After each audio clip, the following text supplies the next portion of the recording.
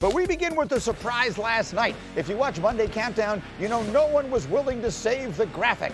No one believed in the Falcons last night. They believed in the MVP arm of Matthew Stafford. But already down 7-0 in the second quarter, Stafford, airmail. Nowhere to go, trying to make a play. You said it, Greeny, airmail. Jesse Bates catches this one, and he takes it back to the crib. Reservations for 6. Falcons up 14-0. Rams 1-30 under Sean McVay when trailing by 14 or more. And then it gets worse. 2 minutes to go in the half. Same score. Rams are 1st and 10. Stafford going to air it out, and this one's going to get picked. I like what Stafford was trying to do. He sees a wide receiver match up on a linebacker, puts it out there, but Xavier Watts, the rookie, making plays. He's not done. But at least they pinned them deep in their own territory, right, Graziano? What I like about this run by Bijan Robinson is he's looking to his left. He's not worried about somebody catching him from behind. No one's coming from behind, but maybe someone's coming from my left. That guy's a special player. That was the first play after the pick. 93 yards. Falcons up 21-0 at halftime. Third quarter, Stafford coming back. They'd already kicked the field goal, and now they've got this touchdown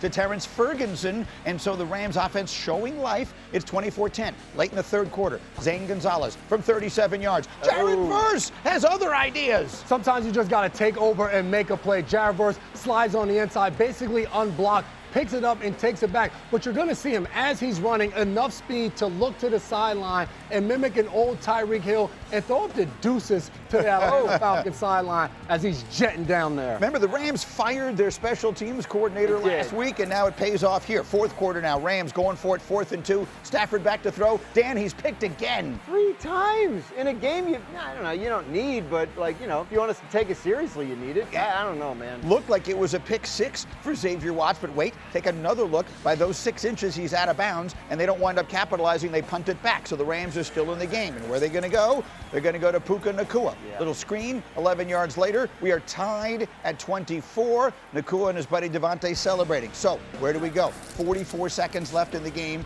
Tied up. Falcons on a 3rd and 1. Bijan finished with 195 rushing yards and 2 touchdowns. Falcons in field goal range. Gonzalez from 51 yards away with 25 seconds to play. And he's got it. Ooh.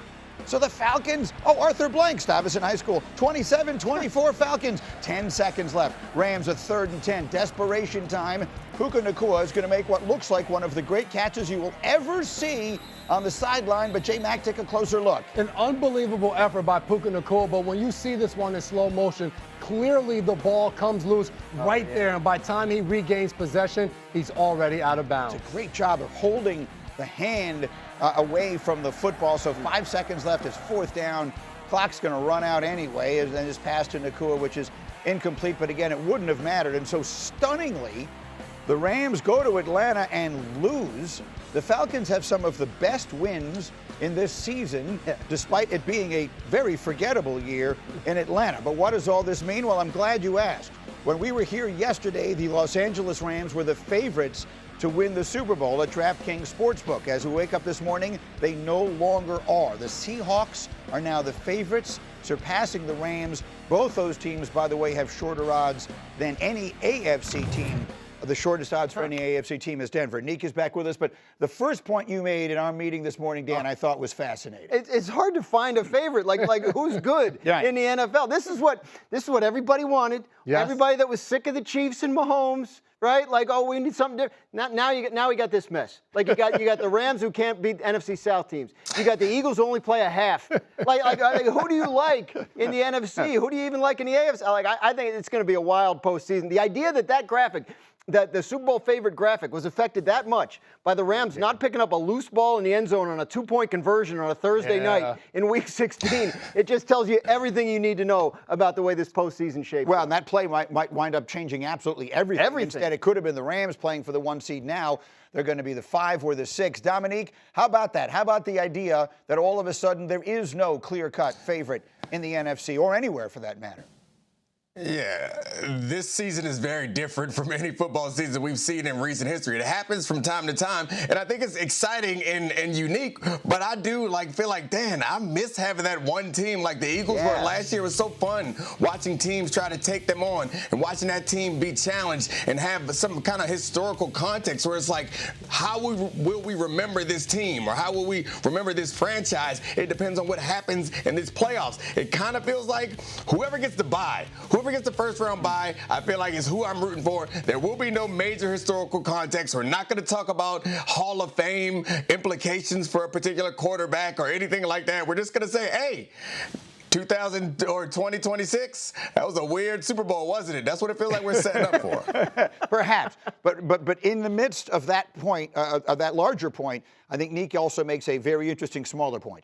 If there is no one team you love, then the one you like is the only one that only has to win 2 games. And that's what matters most. And to you guys' point, you want that one team that's the favorite. I'm on the other side of it. I like to see who's going to come out of Wide all of open. this. I love the fact that when you go into a Sunday, all of us experts on TV, where we can say, hey, you know what? The Chiefs dynasty, blah, blah, blah. No, you can't say that. You have no idea who's going to win on any given Saturday or Sunday for that matter. And I think that's what makes our sport so much fun compared to the other ones. Because right now, there is no juggernaut that you can bet all your money on. You got to sit there and watch and see how it all plays out. It's an argument we had a lot in the NBA over the years, right? Like there was the Warriors' dominance good or bad for the sport, the eras of Lakers' dominance good or bad for the sport. At the end of the day, we don't get to choose that. We just get to live within the season in which we are existing, and that is this season. So at this moment in time, Dan, if I asked you, who's the best team in the NFC? What is the answer? The winner of Saturday's Seahawks-49ers game? You'll go with the one. Can Sound I convinced, hedge Dan. there? I love it. Right. No, but I think that's a reasonable answer. I think that's right, and I don't know which one of those teams is better. I would probably say Seattle, just based on the way the season's gone.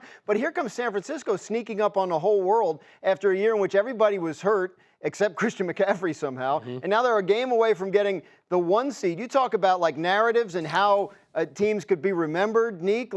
If the 49ers win it all, this is the one that stamps Kyle Shanahan, right? And Christian McCaffrey like a career-defining accomplishment. There's all kinds of narratives that could come out of this, but and the resurrection of Sam Darnold will be a delightful story. Sam Darnold. Yeah, but Neek, so I jotted it down. We know who the 7 teams in the NFC playoffs are going to be, okay? So we've got 3 teams that have what we think are legit defenses. Seattle, the Eagles, and I think the Rams. Now, they just gave up a lot of points, right? But, I mean, we like their defense. Up front, but on the back end, if they don't get to the passer, they're okay, fair enough. So maybe we got 2 teams that have spectacular offenses and almost no defense. That's the Bears and the 49ers. Then we have the Packers, who unfortunately are just limping to the finish here. They haven't won a game since they lost Micah. And then I don't know how seriously anyone is going to take the champion of the South, not very, whoever it is that gets into the playoffs. So, Nick, that's sort of the way, as I was trying to figure out the distribution of teams in the NFC, that's the way I wrote it down on a piece of paper. What do you think? Yeah, I mean, I think that we kind of talked about whoever has the bye is the team that you believe in. But if you ask me just to pick a team for any given Sunday that I want to win in the playoffs, I kind of hate to say it because we've been kind of ridiculing them all year, at least their offense. But it's the Eagles, man. The way that defensive front played against the Bills and one of the best offensive lines that we have in football right now, they just kind of played really well on the defensive side of the ball. And we know that they have playmakers on offense. Even in those terrible conditions, we saw A.J. Brown and Devonta Smith make some big catches and some big plays. We've seen Jalen Hurts do it in the biggest moments. While they haven't been great this year and that O-line is not special, I look around at the rest of the teams and I'm like, I trust that D-line and that secondary of the Eagles to keep them in every game. They're not going to get blown out. They're going to be close. There's situations where I can see these other teams having a tough time. I know you can say the same thing about the Seahawks defense, but their offense can't run the ball and their quarterback struggles in big moments. I think the most emblematic thing about this NFC playoff field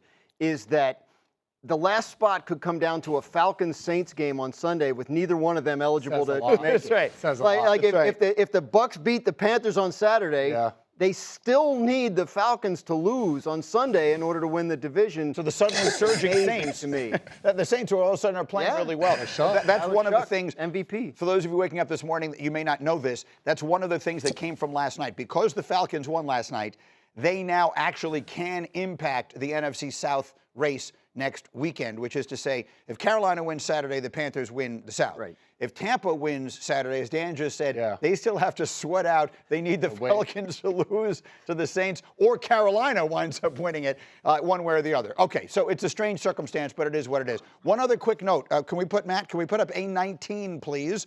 Because all the conversation in the pregame yesterday was about Matthew Stafford being the favorite to win the MVP. He was the odds-on favorite at minus 380 going into this game.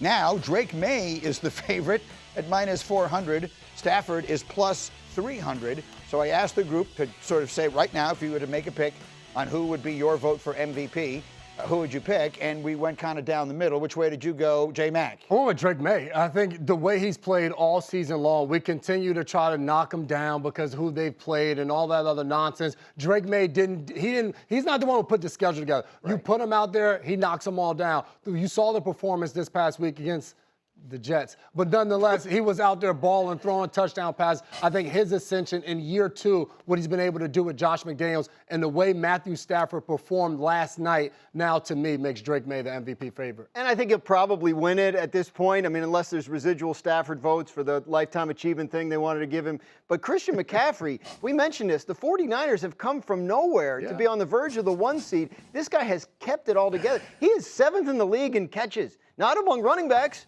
Among everybody. Like, he has over 2,000 yards from scrimmage. I don't know. Like to me, it's a quarterback award, and in a lot of ways, justifiably so. But in a year where you can ding everybody else's case at quarterback, I think it's worth talking about. It actually makes me mad as I look at the odds on DraftKings right now, because Christian McCaffrey is going to finish the season with over 1,200 rushing yards and over 900 receiving yards, and in a season in which they were without their starting quarterback for half the year and without half their roster for all of the year. Yeah. He has been and they might be the one seed. If they win Saturday night, they're the 1 seed. Yeah. There are 1, 2, 3, 4, 5, 6, 7, 8 quarterbacks who have shorter odds. There are shorter odds on Bo Nix and Sam Darnold and Caleb Williams and Justin Herbert to win MVP than there are on Christian McCaffrey. Dominique, a final word from you.